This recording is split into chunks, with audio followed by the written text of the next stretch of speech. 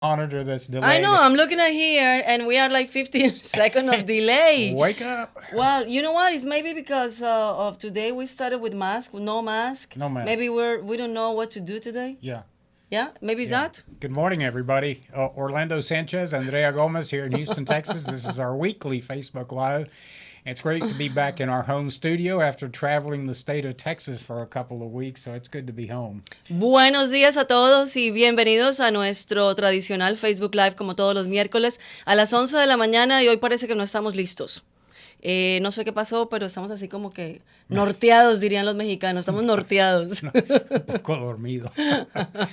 Yeah, so anyway, we have a great program for you today. We're going to have some friends from around Texas that we've had the opportunity to meet in our travels to different counties in Texas. But I wanted to share some exciting news, right, down from the Rio Grande Valley. Yep. As most of you know, because you've seen her on the program before, and she's featured on our Abuelita commercial. So if you go to our website, Texas Latino Conservatives, Or not our Facebook page too. Our Facebook page, yeah. And our website, TexasLatinoConservatives.com, you'll see a commercial that we produced last year, and the young lady in that production is Mayra Flores down from the Rio Grande Valley in Hidalgo County. Here we're seeing the picture. And so Mayra broke some news, I guess, 2.5 weeks ago now? Almost 3 weeks. Yep, about what's going on down there with her. And she has announced that she is seeking the Republican nomination to be the candidate for Congressional District 34 in South Texas. And we couldn't think of a more fabulous county to have Mayra run in than Hidalgo County.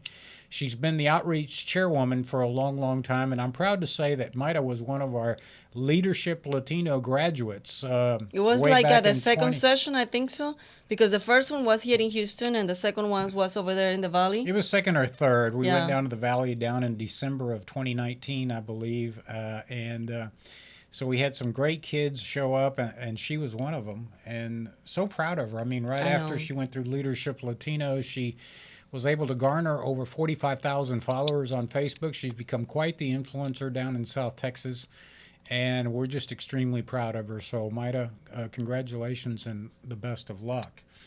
Muchas felicitaciones, Mayra, de verdad que un ejemplo a seguir. Candidata para el Congreso de los Estados Unidos, hija de inmigrantes mexicanos, y se graduó del programa Leadership Latino, que vamos a tener otro, right? We're going to have another Ahorita en abril, ¿no? In April, I forgot where we're going to have it. It's north of Dallas. So I think we're having it, well, anyway. It's on our Facebook page, and it's on our website. Well, congratulations, Mayra. And, pay attention to our website. It's TexasLatinoConservatives.com.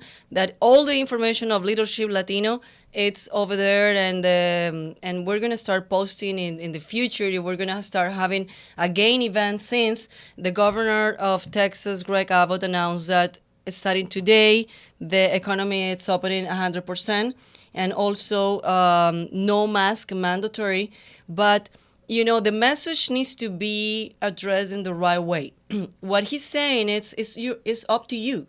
It's up to the business that they open or not 100%, and it's up to you to wear or not mask. Just use your common sense, period. No, he's not telling you it's mandatory no mask, because people are like always misunderstand, or they just understand what they want to understand. Mm-hmm. And that's the main issue on this. So it's like, the governor is telling you it's up to you. Just use your common sense. Whatever you feel better, just like mask or no mask. And also the business owners, like I was listening to the interview, one of the business owners, he said, esta es mi casa, this is my house, which is the restaurant, and it's up to me if I want to ask the clients and also my employees to wear a mask, because, I heard about some threats on something like that.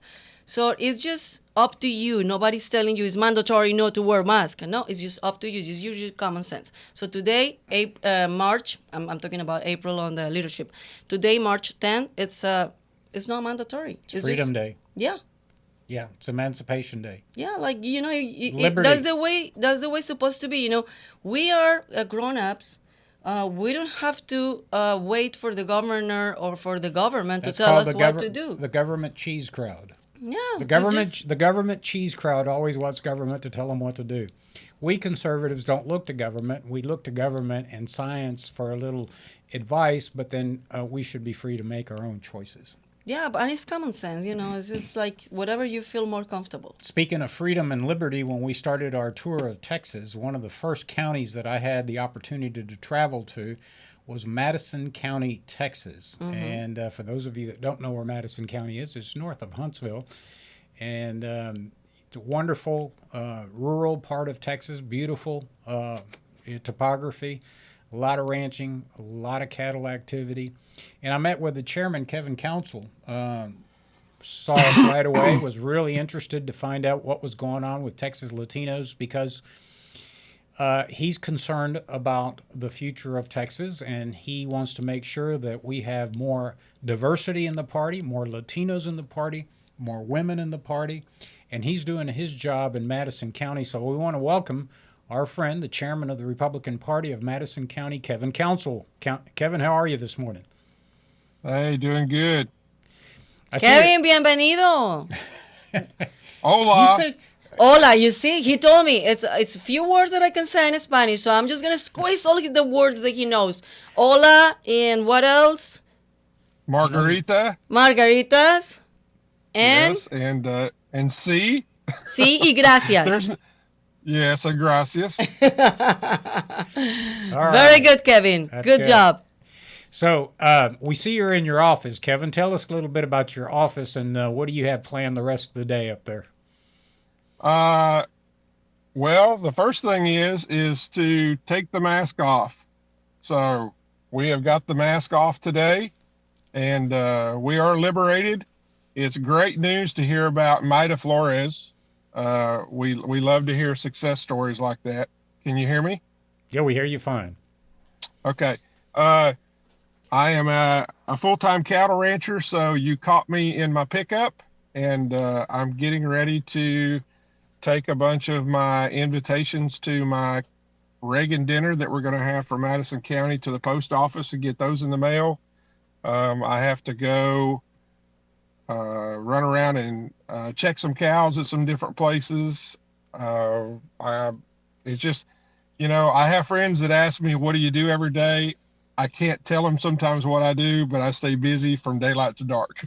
It's one of those things. Well, Kevin, can you move the camera a little bit down that we can see your full face? Is that better?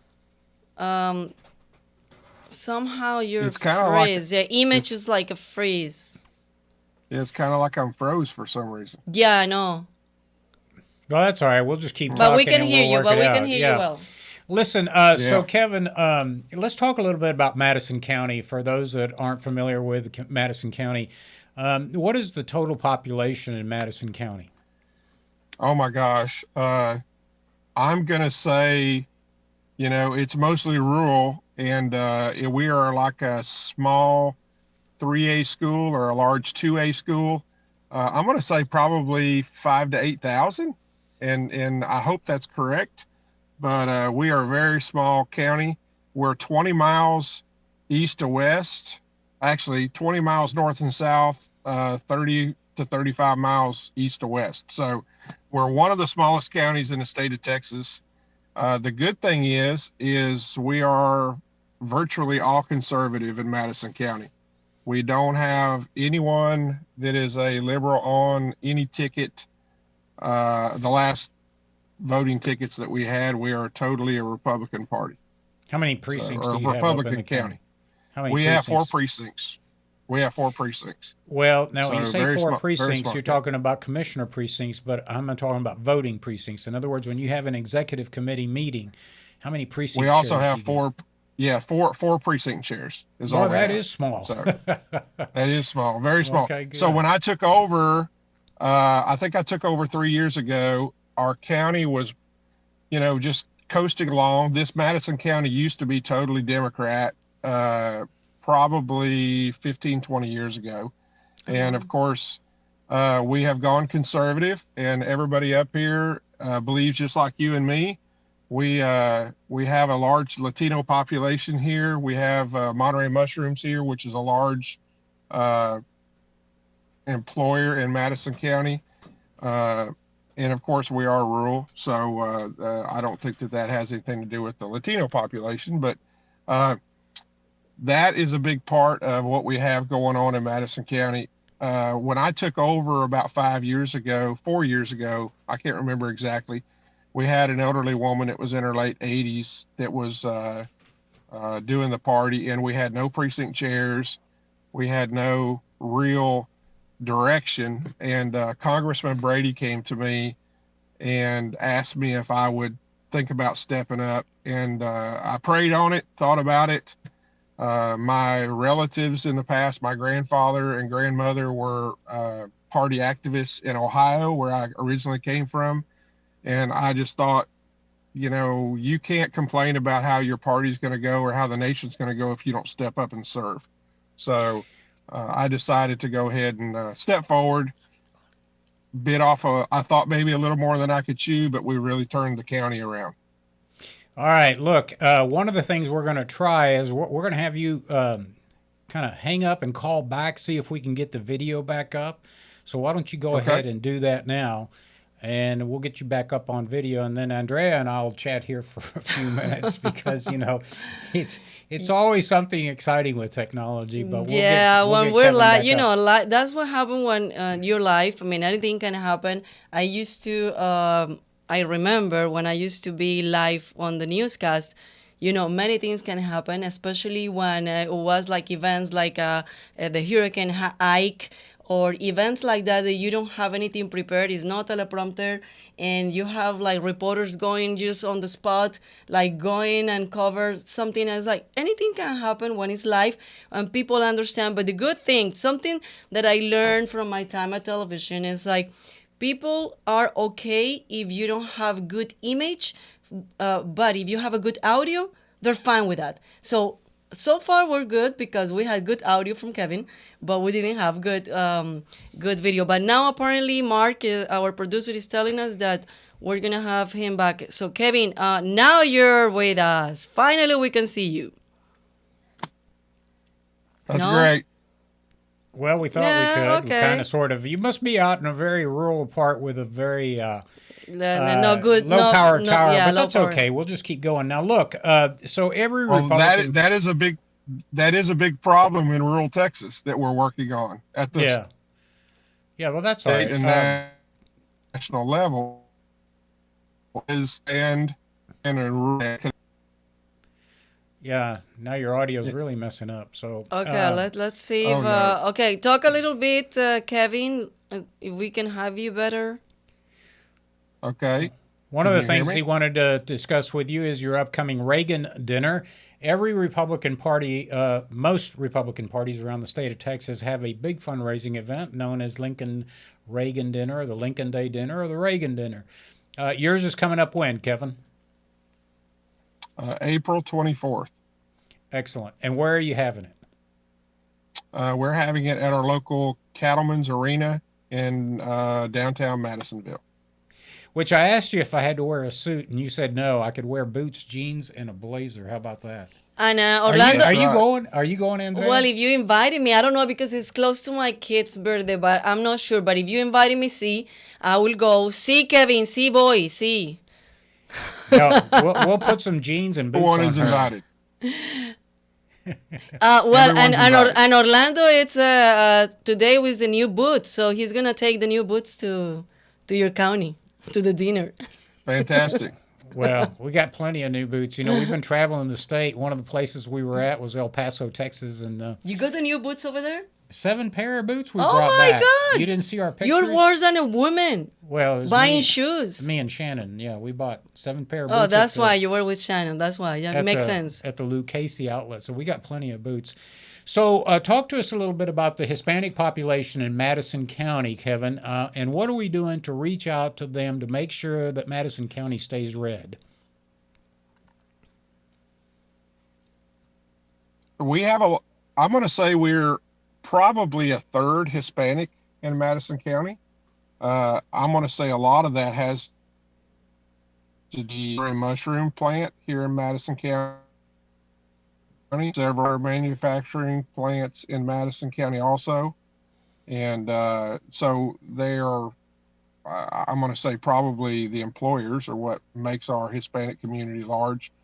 I've got several people who I've asked to be involved and help us when we do our dinners. Anything we can do to get people involved. But this is still a grassroots level, and I'm still building this. So with me building this, that's what we're working on. Arrangements with the Texas Latino Conservative helps, of course. And anytime that you guys can, and I can come on a podcast with you guys, that's all a help. We're going to invite some of them to our dinner and maybe get them at a table at our dinner to where they can understand what we're doing. We're encouraging them to help us for city council and run for local offices also. Kevin, I'm curious about something that you mentioned earlier in the program, that you said that 15, 20 years ago, Madison County was blue and now it's pretty much very conservative. What happened in those 20 years? What you guys been done to have this community more conservatives? And also, I mean, for sure, I'm sure that you guys are not getting comfortable with that it's a lot of work to do from now on. So I moved to Texas about 20 to 25 years ago. So, and of course I'm 50, so I was just right into the voting age at that time. So I can't really tell you what totally changed it, other than I think a large part of the Democrat Party has left the values of what us as conservatives have. They don't have conservative values right now. Are trying to earmark or preach to a certain demographic, but hindering to that demographic. I think they're not really, they don't have the best interests of that demographic in the best interest. But the whole state of Texas was a blue state. I think Ann Richards, if that's right, she was maybe the governor that was when I moved here. And the whole state of Texas was virtually a Democrat state. So the whole state has changed conservative. I just think they've left our conservative values, and that I think that's why we've all changed this direction.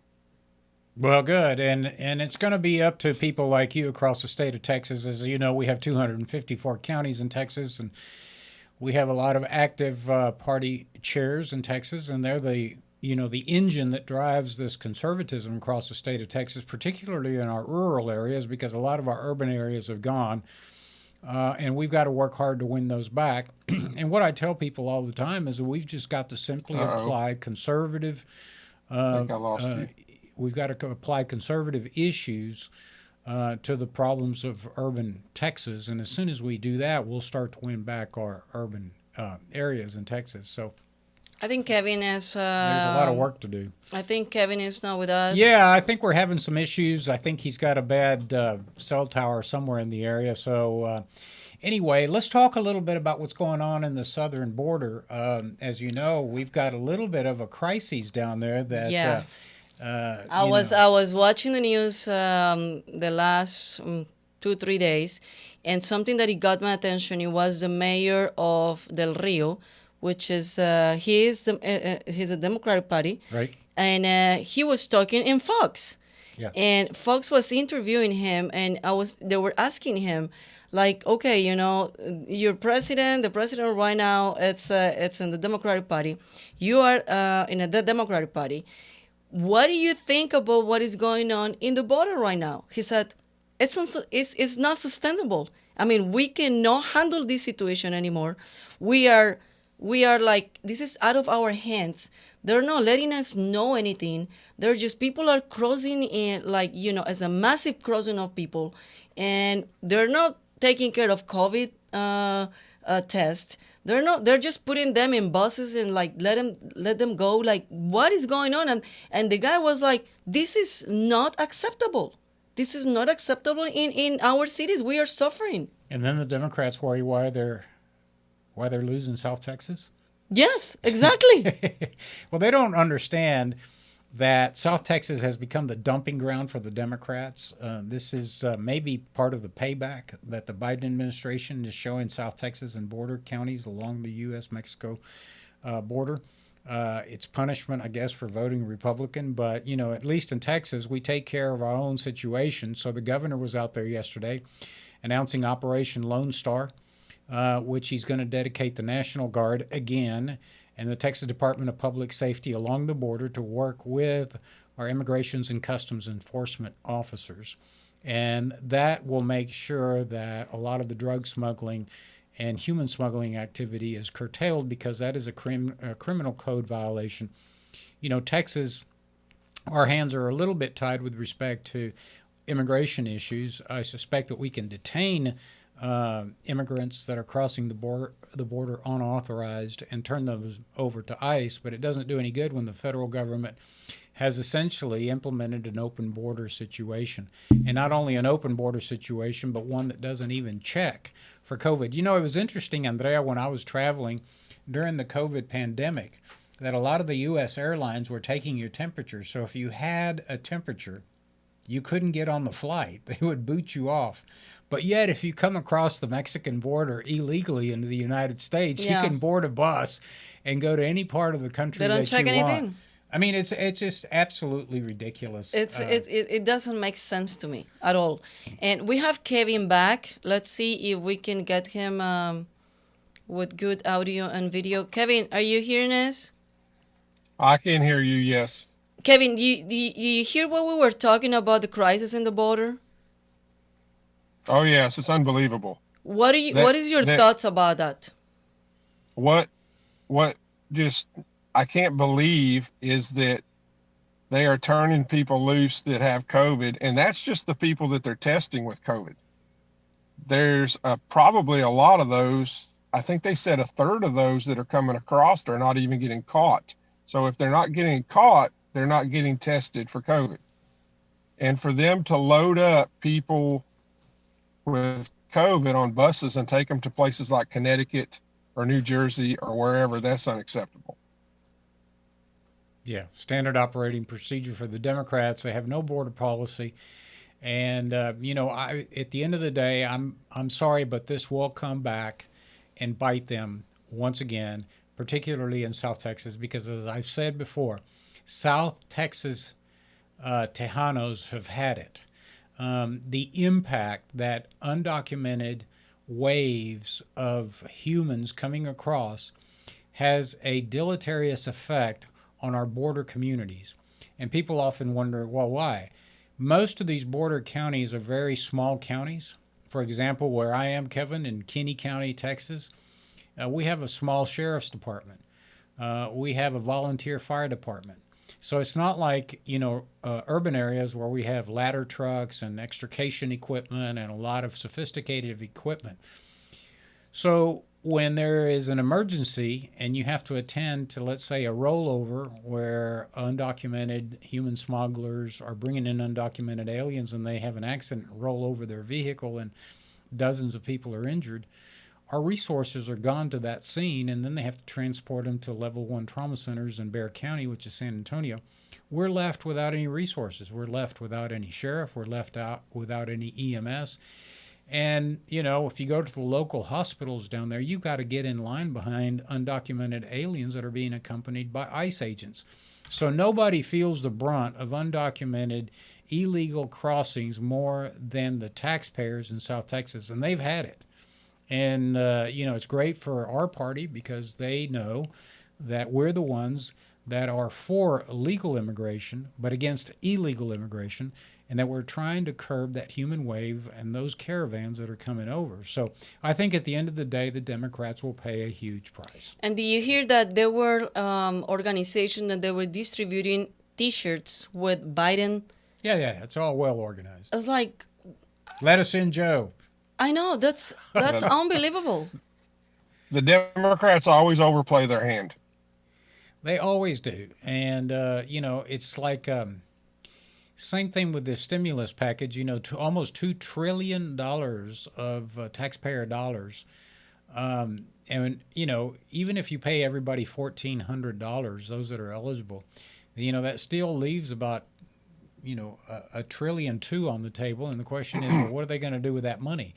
I mean, it's just absolutely ridiculous. They're going to pass it out to school districts. Now, remind you, some of it's going to go to school districts, Kevin, but as you know, in Madison County, as in Harris County, the largest tax we pay is our school district tax. And now the federal government's taking our income tax and redistributing that to schools that, by the way, have been shut down for a while because the teachers union don't want to teach the kids. I mean, this is just beautiful. You can't make this stuff up. Orlando, we need to talk about HR 1 also. Go ahead. Tell us. Bill had also, I don't think it's going to pass the Senate, but they are wanting part of that HR 1 bill that this voters as young as 16 years old and also no voter on voting. Yeah. So I stopped at Office Depot yesterday, and you had to have an identification to be able to mail packages there was a new government mandate to mail packages at Office Depot. You don't have to have an ID to vote for the president now. Yeah, your so audio. That's a problem. Yeah, go ahead. Yeah. Your audio's cutting out, but I know what you're talking about. It's interesting because I tried to mail a package through FedEx and they wouldn't accept my package because I wouldn't surrender my driver's license. So, it's absolutely ridiculous. You can't mail a package now without showing a driver's license, but you can certainly affect the direction vote for president in the Constitution of our country without a driver's license. Only in America can the Democrats think of something like that. But listen, Kevin, we're having tremendous difficulty with your audio and your visual. So we want to thank you for taking the time out. We know you've got a busy day ahead of you. We want to wish you all the success in the world, and we're going to see you for your Reagan Day dinner. We're looking forward to seeing you up there. So take care, my friend. Thanks for the time, and we'll hope to see you soon. Thank you, Kevin. Gracias. Hola. Okay, hasta luego. Gracias, Kevin. So, Gracias. A lot of other interesting things going on, Andrea. One of the things that we were discussing this morning on my way in was talking to some of my attorney friends about these lawsuits they're filing against ERCOT, the Public Utility Commissions, and the transmission companies, which are AEP or CenterPoint Energy. And one of the things that we're interested in learning, because as you know, I'm not an attorney, but I would love to hear from our attorneys that are watching, is how do you reconcile what's known as force majeure in a lot of contracts and what happened in Texas with the power outages? Obviously, this was an anomaly of a weather situation.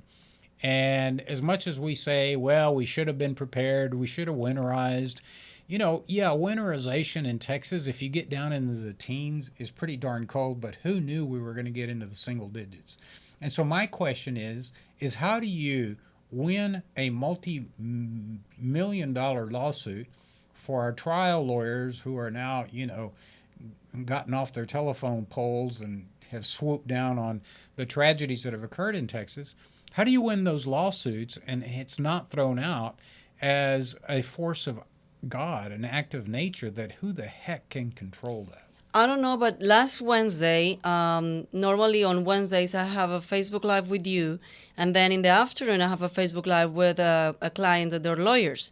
And that's exactly we dedicate like 15 minutes to talk about that because the lawyer, I was asking him because somebody in the audience started asking about that. They said, okay, if we have a legal action against ERCOT, after this storm, and the lawyer was saying, yeah, of course it's going to be case by case. It's not going to be easy. It's going to be difficult to prove many things, but hopefully, he was and he was describing, I mean, you need to take a lot of pictures, videos, have a proof that you were in danger, and so many things that they have to consider. On top of that, this is like a rare event, like a pretty much one-time event in Texas, or rare event in Texas like this. So they have to go and really dig on the laws and go around the laws to be able to really pursue this. Well, I don't think you can go around the law. The law is pretty clear. Well, not around the law, but dig inside of the law and take everything in consideration as I don't see it. It's not. But they were saying that is a case. Well, yeah, anything's that they can a case. do something. Yeah, anything's a case. I remember when we had remember Harvey, the storm, and the levees in Harris County gave way, and so. The same vulture trial lawyers swooped down to get a bunch of clients to sue the Army Corps of Engineers and anybody they could get a hold of. I mean, that didn't go anywhere. And so I'm wondering, if there are any attorneys watching, please jump in. I don't know. I know we've been playing with the ability to get you guys on the air, so... Yeah, so if they go in the description, on this live, if you go, you're watching the live, but on top of that is a description, and you're gonna see a link.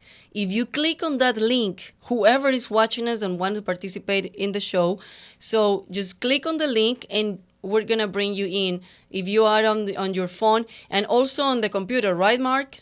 Yeah, so if you are in the computer watching us or you are on your phone, you just click on the link and you can come and we can bring you on the air on the show. Yeah, so this is an opportunity for some trial lawyers who are trying to grab clients to file their causes of action in civil courts in Texas because of what I think is clearly defined as a force majeure, which is an act of God, a force of nature.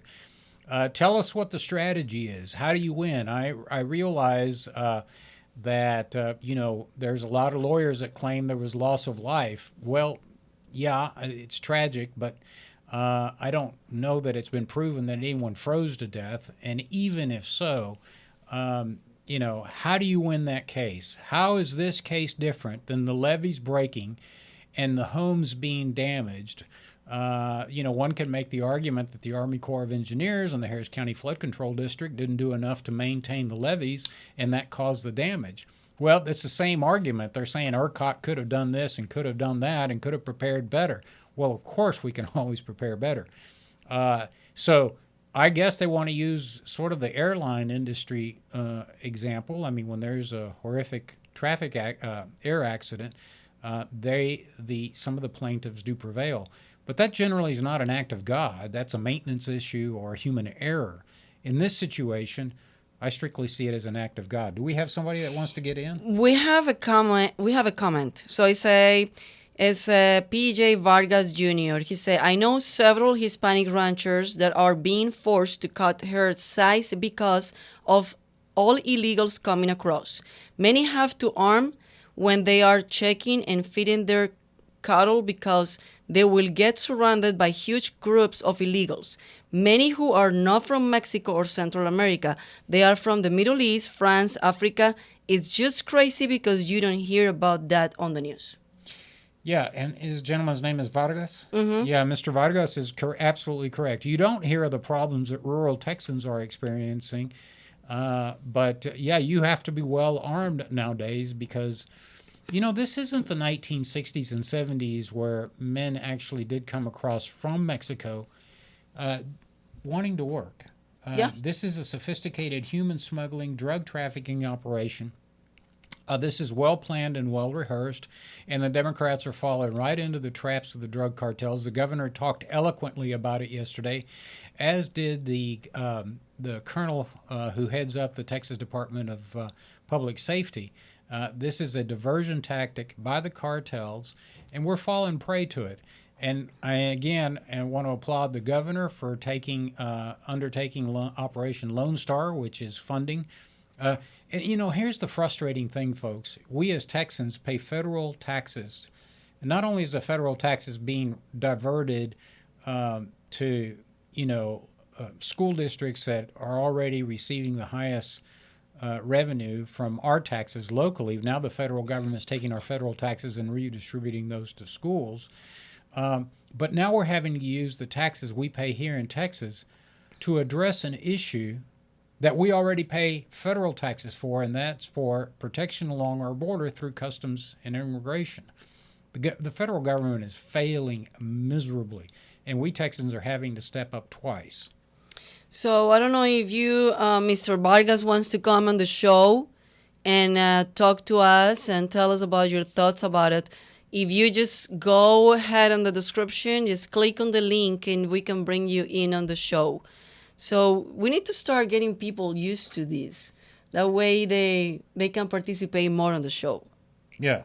We need a brave person. Well, maybe we do need a brave person. So if there's a brave person watching, wants to jump in, click on whatever the link that Andrea talked about, and you can join us. But we'd love to hear from an attorney. If we have attorneys watching us, how do you plan to prevail in civil district court on a cause of action that somehow or another a force of God caused, which is, from a meteorological standpoint, it's a an anomaly. I mean, we don't have single-digit days in Texas. And so how do you plan to win that case? What's your argument? Maybe we can invite an attorney for next show. I tried to this morning, and one of the attorneys I contacted says, well, I have a client that I'm filing a cause of action on their behalf. So I said, well...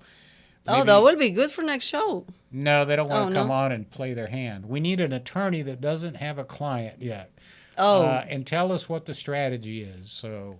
Okay, well, we're going to look for one of the attorneys for next show, next Wednesday. Okay, so you and I are going to be up in what county we're going to be in? That's Gregg County? Gregg County with our friends. That's Gregg County, and it's going to be like a small town next to Longview. Okay. That's what I believe is like 5 minutes away from Longview because, all those towns are very, next to each other. So that's going to be March 16 during spring break.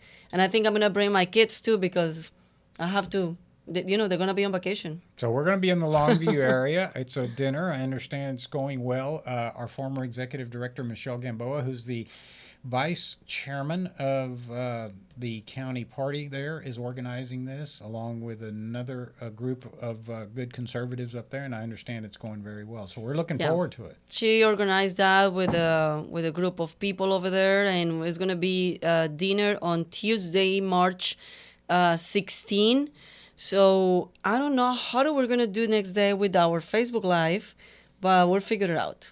I can cover for you. You can cover for me? Yeah. Yay. And don't forget that we have Leadership Latino coming up. So if you want to be like Mayra Flores, you want to learn the ABCs of how to organize, how to run for office, how to be a precinct chair, how to be an activist, how to handle the press, how to raise money for your candidate, how to be a precinct chair, everything politics 101, Leadership Latino. Go to our webpage, Texas Latino Conservatives, and click on Leadership Latino. And if you're in the North Texas area, around Dallas, sign up for our next class. We look forward to having you. We've already got a bunch of matriculations. Wow. That's a word? That's a word. It's a word. Matriculación, sí. Bueno, inscripción. Okay. Inscripción en español, pero no sabía que se decía muy parecido en inglés y en español. Yeah. Matriculation. Matriculations. Okay. Yeah. That's So we look forward to our next class of Leadership Latino. It's absolutely free. It's a service that we provide. We try to do it once a quarter, and that's where we get the next crop of young Latino conservatives that are going to serve the state of Texas and keep Texas red in the foreseeable future. All right, Andrea, we're going to cut the program a little short today because we've got a lot to do. But we want to remind you that we depend on contributions. So if you, and by the way, I'm excited that our Plática and Politics are going to start up again. Again, yeah, because, starting today, we can have events again.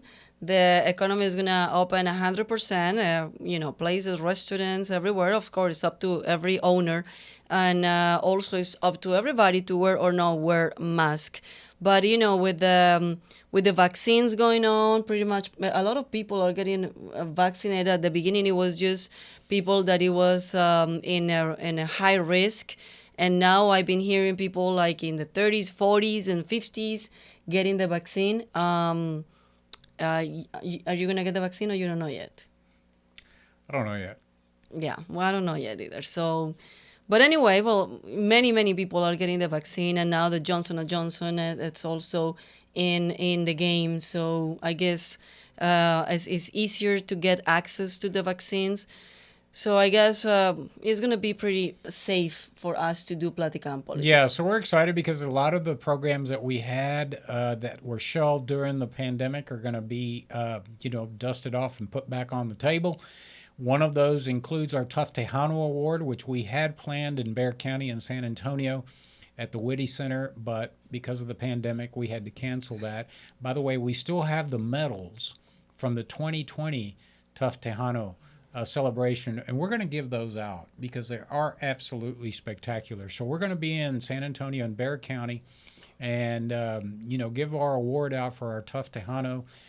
We're going to start up our bus tours again. We're going to organize a group of conservative Latino leaders across the state of Texas, and we're going to visit areas like Midland, Odessa, and over in El Paso and the Rio Grande Valley in South Texas. So we're going to start our bus tours again.